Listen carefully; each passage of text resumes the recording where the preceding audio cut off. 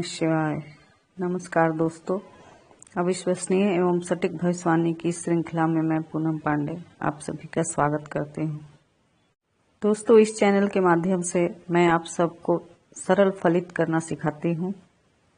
यदि आप भी ज्योतिष के नए विद्यार्थी हैं तो मेरी वीडियो से आप बहुत लाभ उठा सकते हैं। दोस्तों, ज्योतिष के सूत्रों को याद करना और कुंडली को देखकर सटीक फलित करना दोनों में बहुत अंतर है, क्योंकि सभी सूत्र हर कुंडली पर फिट नहीं बैठते हैं।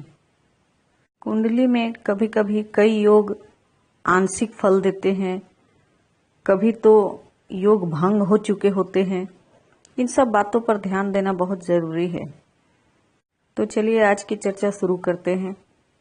आज की चर्चा इस कुंडली को लेकर है जो आपकी स्क्रीन पे दिखाया जा रहा है। यह कुंडली 3 साल पहले मेरे पास आई थी।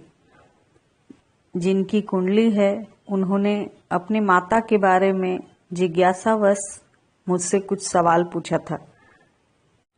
असल में अपनी माता के बारे में तो उन्हें सब कुछ पता ही था, लेकिन उनका मुख्य उद्देश्य मेरे ज्ञान को परखना था।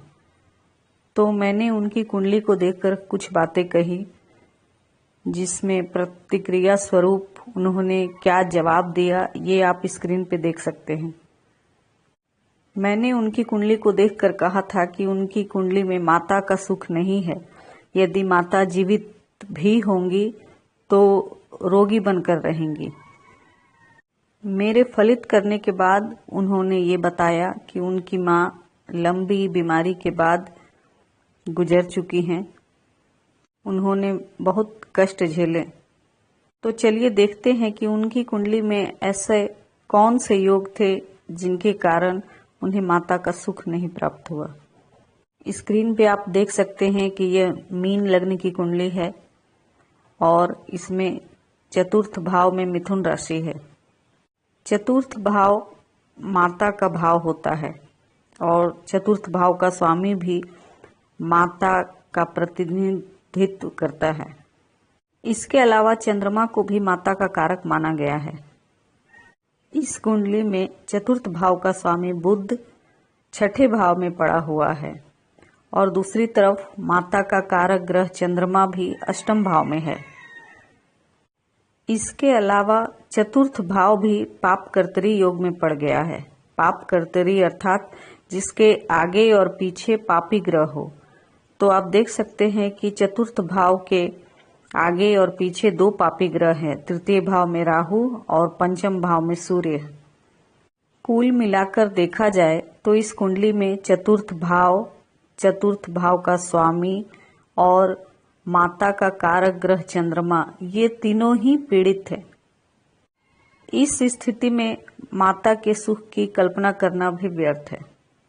चतुर्थ भाव में गुरु की दृष्टि पड़ने के कारण इनको कुछ समय तक तो माता का सुख प्राप्त हुआ, परंतु अशुभ योग बहुत प्रभावशाली होने के कारण माता का जीवन बहुत कम ही रहा।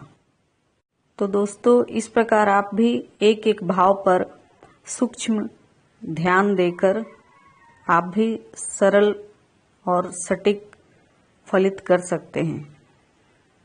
इसके साथ ही मैं आज की चर्चा को विराम देती हूँ। अगले अंक में आपसे फिर मुलाकात होगी।